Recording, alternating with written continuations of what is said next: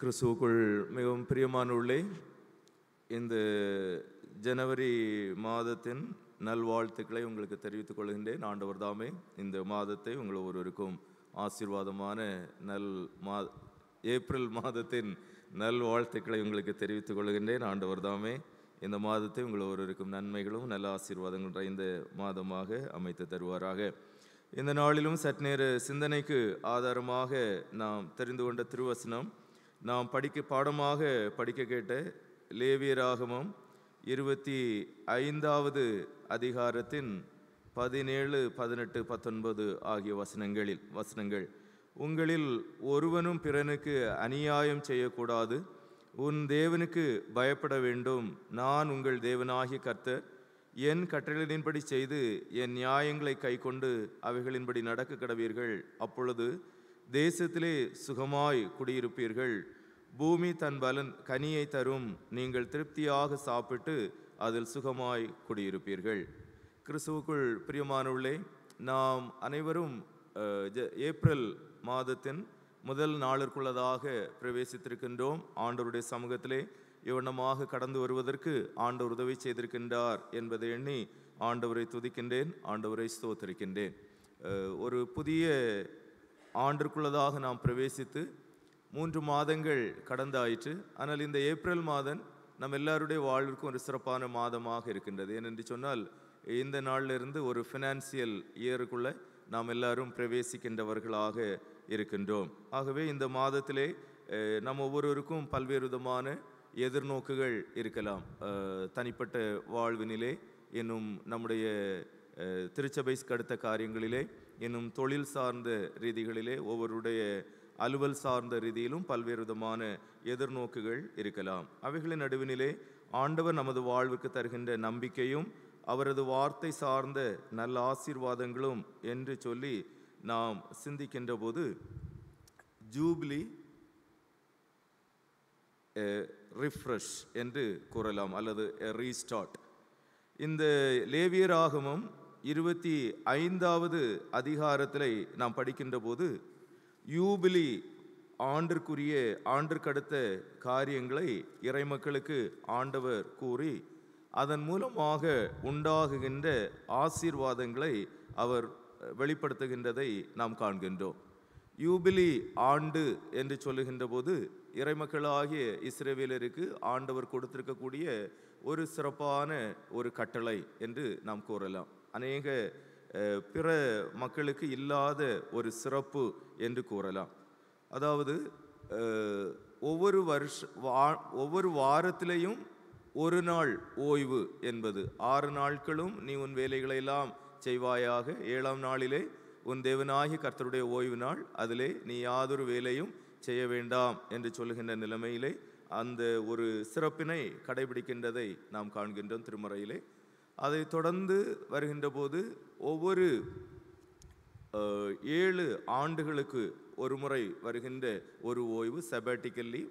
அதை தொடர்ந்து வருகின்ற ஒரு ஜூபிலி, அதாவது 50 ஆண்டுகளின் கொண்டாட்டத்திலே வருகின்ற 49வது ஆண்டினை தொடர்ந்து வருகின்ற 50வது ஆண்டு என்பது அங்கே ஒரு சிறப்பான கொண்டாட்டத்தை ஏற்படுத்தி, அதிலே தேசத்திற்கும் ஜனங்களுக்குமான ஒரு ஓய்வு, அதிலே ஏற்படுகின்ற ஆசீர்வாதங்களை குறித்த போதனைகள் எல்லாம் இந்த திருமறை பகுதியிலே நிறைந்திருக்கின்றதை நாம் காண்கின்றோம். எனினும் ஆண்டவர் இந்த ஒரு சிறப்பான ஒரு கட்டளையை இறைமக்களுடைய வாழ்விற்கு கொடுக்கின்றார் என்று சொல்லுகின்ற போது அதில் தென்படுகின்ற 3 காரியங்களை மிக சுருக்கமாக உங்களோடு இந்த காலை வேளையிலே பகிர்ந்து கொள்ள விரும்புகின்றேன். ஆக இந்த ஒரு புதிய வருஷத்துக்குள்ளே நம்ம பிரவேசித்திருந்தாலும் இந்த மாதம் ஆனது ஒரு ஃப்ரெஷ் ஸ்டார்ட்டாக அமைகின்றதாக இருக்கின்றது நம்முடைய ஃபினான்சியல் இயர் என்று சொல்லுகின்ற நிலைமையிலே. அதே போல ஆண்டவருடைய சமூகத்தில் நாம் கடந்து வந்திருக்கின்ற போது இந்த மாதம் ஒரு ஃபினான்சியல் இயரோடு சம்பந்தப்பட்ட ஒரு மாதமாக இருந்தாலும், நம்முடைய ஆவிக்குரிய வாழ்வினில் நாம் ஒரு லெந்து காலத்திற்குள்ளதாக இருக்கின்றோம். இந்த லெந்து காலம் என்பது நம்முடைய ஆவிக்குரிய வாழ்வினில் ஒரு துளிர் விடுகின்ற காலமாக இருக்கின்றது.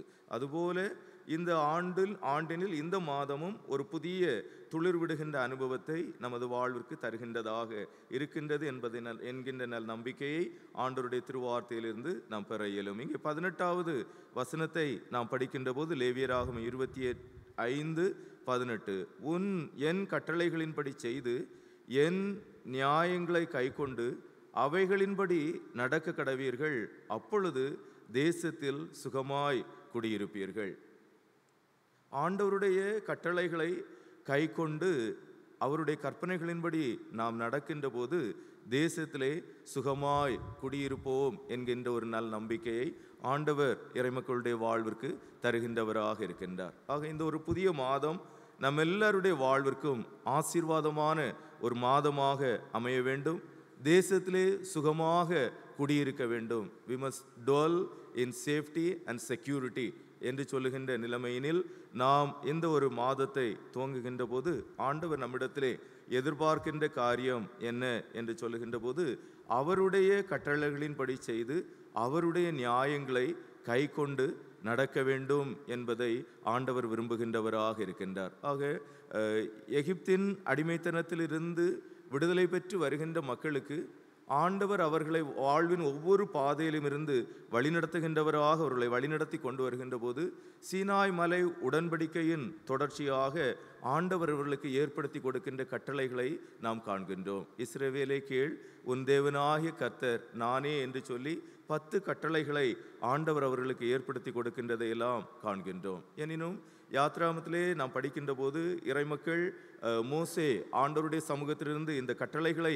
பெற்றுக்கொள்வதற்காக முற்படுகின்ற ஒரு சூழலில் கன்றுக்குட்டிகளை தங்களுக்காக ஏற்படுத்தி தங்களுக்கென தெய்வங்களை தங்களை முன்னெடுத்து செல்வதற்கான வழிமுறைகளை அவர்கள் மேற்கொள்ளுவதற்கு முற்படுகின்ற ஒரு சூழலில் ஆண்டவர் மீண்டும் இறைமக்களை சந்தித்து அவர்களை அவருடைய பாதையிலே வழிநடத்துகின்றவராக இருக்கின்றார். ஆகவே தான் என் கட்டளைகளின்படி செய்து என் நியாயங்களை கைக்கொண்டு அவைகளின்படி நடக்க கடவீர்கள் என்கின்ற செய்தியை ஆண்டவர் மீண்டும் மீண்டும் இறைமக்களுக்கு கொடுத்து கொண்டே இருக்கின்றதை நாம் காண்கின்றோம். ஏனென்று சொன்னால் மனித வாழ்வினுடைய இயல்பு என்று சொல்லுவது ஆண்டவர் நமக்கு வைத்திருக்கின்ற மெய்யான வழியை விட்டு விலகி செல்லுவது. Always we go astray. ஆனால் திரும்ப திரும்ப ஆண்டவருடைய வார்த்தைகளை நாம் கேட்கின்ற போது நாம் மீண்டும் நல்வழிப்படுகின்றவர்களாக இருக்கின்றோம், அவரை சார்ந்து வாழுகின்றவர்களாக இருக்கின்றோம் என்பதையெல்லாம் இறை வார்த்தைகளின் வெளிச்சத்திலே நாம் பெறுகின்றவர்களாக இருக்கின்றோம். ஆகவே தான் லேவியராகமத்திலே முக்கியமான செய்தியாக வலியுறுத்தப்படுவது நான் பரிசுத்தராய் இருப்பதை போல நீங்களும் பரிசுத்தராய் இருங்கள் என்று கூறுகின்றார். ஐ ஆம் ஹோலி, யூ பி ஹோலி என்று சொல்லுவது லேவியராகமத்தினுடைய முக்கிய அழுத்தமாக இருக்கின்றதை நாம் காண்கின்றோம். அதைத்தான் பேதுரு அப்போஸ்தலன் தன்னுடைய நிருபத்தில் எழுதுகின்ற போது ஆண்டவர் பரிசுத்தராய் இருப்பதை போல உங்களை அழைத்தவர் பரிசுத்தராய் இருப்பதை போல நீங்களும் உங்களுடைய நடக்கைகள் எல்லாவற்றிலேயும் பரிசுத்தராய் இருங்கள் என்று கூறுகின்றதை நாம் காண்கின்றோம். ஆக இந்த ஒரு புதிய துவக்கமாக a fresh start என்று சொல்லுகின்ற நிலைமையில இந்த மாதத்தை நாம் துவங்குகின்ற போது ஆண்டவருடைய கட்டளைகளிலே நடக்க நாம் அழைக்கப்படுகின்றவர்களாக இருக்கின்றோம். அவ்வண்ணமாக நாம் நடக்க முயற்சிக்கின்ற போது ஆண்டவர் அவருடைய நன்மைகளை நம்முடைய வாழ்விற்கு தர வல்லவராக இருக்கின்றார் என்பதை நாம் காண்கின்றோம். இரண்டாவது, இங்கே லேவியராகமம் 25வது அதிகாரத்தின் 17வது வசனத்திலே நாம் படிக்கின்ற போது உங்களில் ஒருவனும் பிறனுக்கு அநியாயம் செய்யக்கூடாது, உன் தேவனுக்கு பயப்பட வேண்டும், நான் உங்கள் தேவனாகிய கர்த்தர் என்று சொல்லுகின்றதை நாம் காண்கின்றோம். ஆக இரண்டாவது, இங்கே ஒரு உறவு நிலைக்கு அடுத்த காரியத்தை ஆண்டவர் வலியுறுத்துகின்றதை நாம் பார்க்கின்றோம். அதாவது இந்த யூபிலி என்று சொல்லுவது ஆண்டவர் நமக்கு தந்திருக்கக்கூடிய சுதந்திரத்தை காக்கின்ற ஒன்றாக இருக்கின்றது. அதாவது ஒரு பொருள் அல்லது தேசத்தில் ஆண்டவர் தந்திருக்கக்கூடிய ஒரு நிலம் என்று சொல்லுகின்ற உடைமை அல்லது ஒரு அன்றைய நாட்களில் இருந்த அடிமை சமூகம் அடிமையாக இருந்தாலும் அவர்கள் எல்லாரும் மீண்டும் தங்களுடைய இயல்பான வாழ்விற்கு வருகின்ற ஒரு காலம், ஒரு சிறப்பான காலம். ஃப்ரம் ஜீரோ என்று சொல்லுகின்ற நியூட்ரல் பண்ணி திரும்ப அதிலிருந்து துவங்கி செல்லுகின்ற ஒரு சூழலை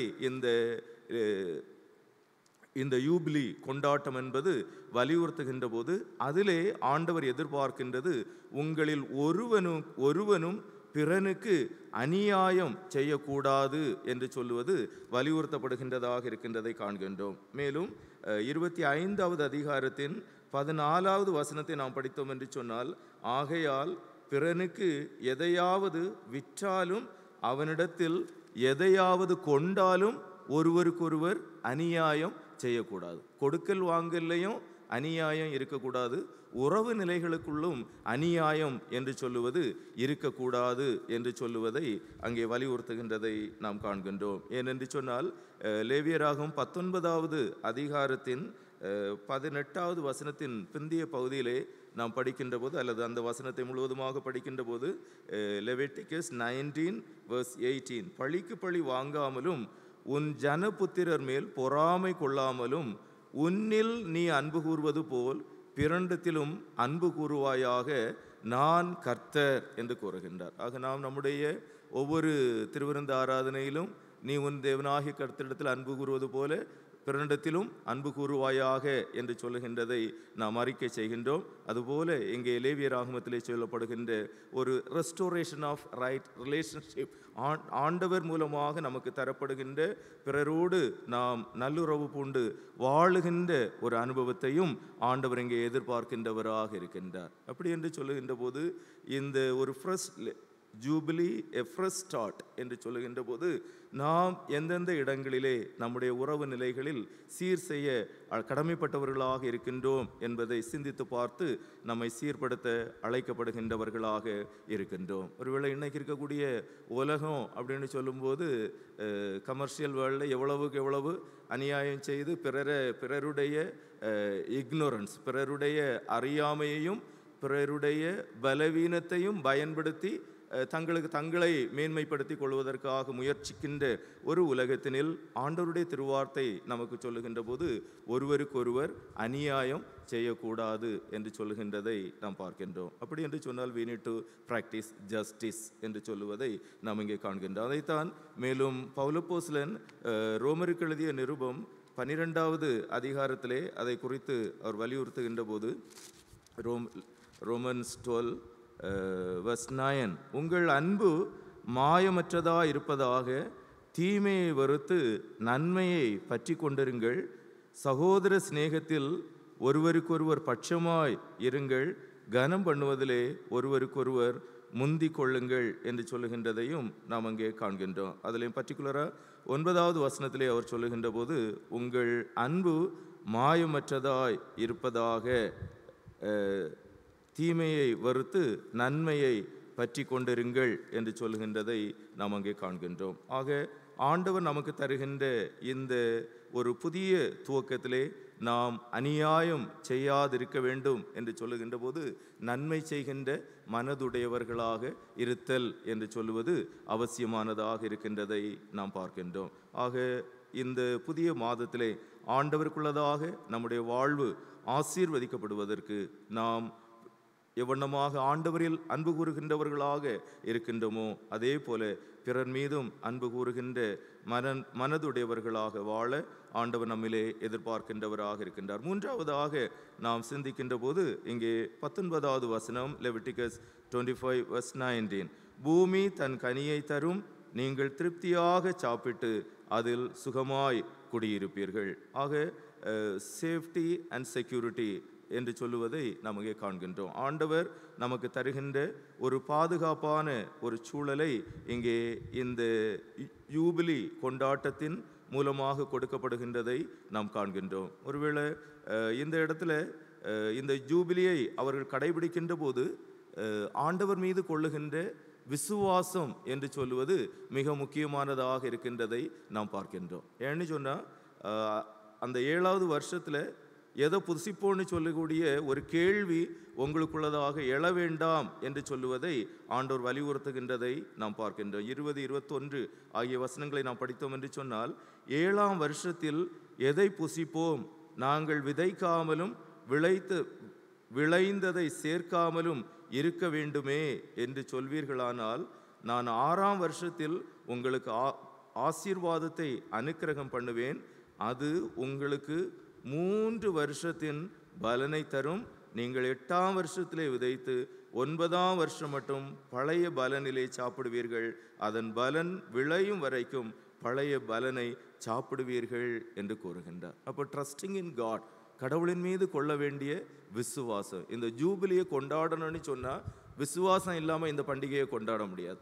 விசுவாசம் இல்லாமல் ஆண்டவர் தன்னுடைய கட்டளைகளின்படி நடப்பதற்கு நம்மிலே எதிர்பார்ப்பதை நம்மால் பயிற்சி செய்ய இயலாது. ஆகவே பூமி தன் பலனை தரும், நீங்கள் திருப்தியாய் சாப்பிட்டு அதில் சுகமாய் குடியிருப்பீர்கள் என்று சொல்லுகின்ற போது ஆண்டவர் மீது நாம் கொள்ள வேண்டிய நல் நம்பிக்கையை இங்கே இறைமக்களுக்கு மோசே ஏற்படுத்தி கொடுக்கின்றதை நாம் காண்கின்றோம். ஏனென்று சொன்னால், இந்த தேசத்திலே அவர்கள் குடியிருக்கக்கூடிய ஒரு சூழல் என்று சொல்லுவது உபாகமம் 12வது அதிகாரத்தின் 10வது வசனத்தில் நாம் படிக்கின்ற போது, நீங்கள் யோர்தானை கடந்து போய் உங்கள் தேவனாகிய கர்த்தர் உங்களுக்கு சுதந்திரிக்க கொடுக்கும் தேசத்தில் குடியேறும் போதும் சுற்றிலும் இருக்கிற உங்கள் சத்துருக்களை எல்லாம் அவர் விலக்கி உங்களை இளைப்பாறு பண்ணுகிறதினால் நீங்கள் சுகமாய் வசிக்கும் போதும் என்று கூறுகின்றார். It is the Lord one who makes his people to dwell in safety. ஆண்டவர் ஒருவரே தனது மக்களை சுகமாக தங்க பண்ணுகின்றவராக இருக்கின்றார். அதிலே அவர் சொல்லுகின்ற போது, ஆண்டவரே சுற்றிலும் இருக்கிற உங்கள் சத்துருக்களை எல்லாம் அவர் விலக்கி. It is the Lord who drives away the evil forces or the powers against you. உங்களுக்கு விரோதமாக செயல்படுகின்றவர்களை ஆண்டவர் அகற்றி, it is the Lord who gives rest to you and safety என்று சொல்லுவதையும் அங்கே வலியுறுத்துகின்றதை நாம் காண்கின்றோம். ஆக ஆண்டவர் நம்மை சுகமாக தங்கச் செய்ய வல்லவராக இருக்கின்றார் என்று சொல்லுகின்ற போது, அங்கே பூமி தன் கனியை தருவதற்கும் அவரே வழி செய்கின்றவராகவும் இருக்கின்றார் என்பதையும் நாம் காண்கின்றோம். அதைத்தான் இந்த நாளுக்குரிய சங்கீதத்திலே நாம் படித்தோம். சங்கீதம் 67 6வது வசனத்திலே நாம் படிக்கின்ற போது, பூமி தன் பலனை தரும், தேவனாகி எங்கள் தேவனே எங்களை ஆசீர்வதிப்பார். ஆக இன்னைக்கு இருக்கக்கூடிய இந்த உலகமானது பூமியை எவ்வளவு எக்ஸ்ப்ளாய்ட் பண்ண முடியும்னு தான் பார்க்குது. ஒருவேளை பூமிக்கு ரெஸ்ட் கொடுக்கணும்னு சொல்கிறத நிறைய இடத்துல வலியுறுத்தினாலும் மேபி அந்த பயிர் வகைகளை என்ன செய்துடுறாங்க, சேஞ்ச் பண்ணி விடுறாங்க.